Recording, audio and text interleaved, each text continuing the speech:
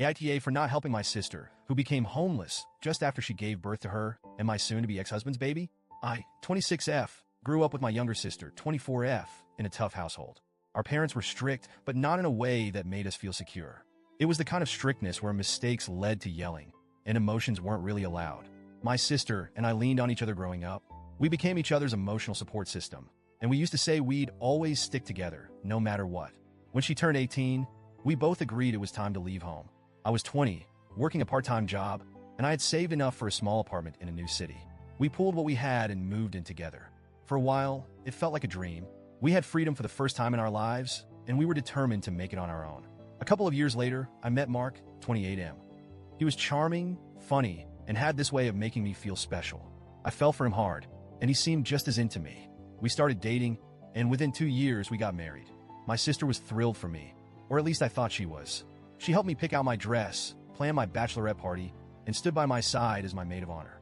I thought she and Mark got along well, but nothing ever seemed out of the ordinary. We were all close. My sister lived nearby, and she'd often come over for dinner or movie nights. It felt like we were building this little family, something I'd always dreamed of after our chaotic upbringing.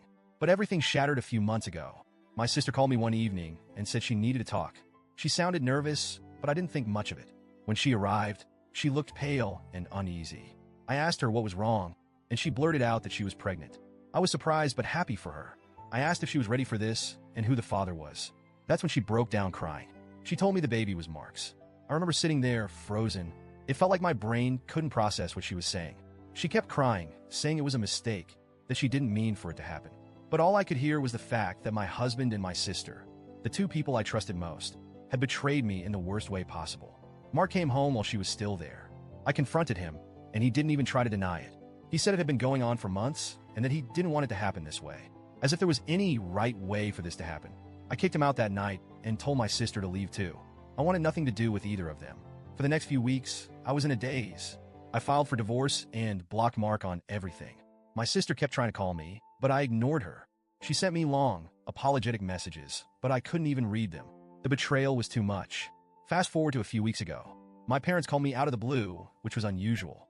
They told me my sister had just given birth, but Mark had kicked her out of his house. She called them from the hospital, saying she had nowhere to go. Mark was planning to fight for custody of the baby and didn't want her back. She was desperate and asking for my help. I told my parents no. They were shocked. They said I was being heartless, that she was my sister, and she had a newborn who needed stability. I told them I didn't care. She made her choices, and now she had to deal with the consequences. They kept trying to guilt me, saying the baby was innocent in all of this. But I couldn't bring myself to feel anything other than anger. My sister ended up going to a shelter for single mothers. My parents were livid with me, saying I had room in my apartment and could easily let her stay. They said I was punishing the baby for something that wasn't its fault. But every time I thought about helping her, I remembered her betrayal. I couldn't do it. My parents haven't stopped calling me about this. They keep saying I'm cruel for leaving her in a shelter. They told me I should be ashamed of myself for turning my back on my own flesh and blood. I told them it was ironic for them to talk about family bonds when she destroyed mine. The thing is, I don't even know how I feel anymore. Part of me feels justified. She made her bed, and now she has to lie in it. But another part of me feels guilty. I think about the baby and wonder if I'm being too harsh. But then I remember her sneaking around behind my back, lying to me, smiling in my face while sleeping with my husband. It's a never-ending cycle of anger and guilt. My parents keep pushing the idea of forgiveness. But how do you forgive something like this? How do you move past such a deep betrayal? I'll try to focus on rebuilding my life. I'm in therapy, trying to process everything, but it's hard when my family keeps bringing it up. They act like I'm the villain for refusing to help, but they don't understand how much this broke me. AITA for refusing to help my sister and her baby? Or am I right to stand my ground and cut her out of my life completely?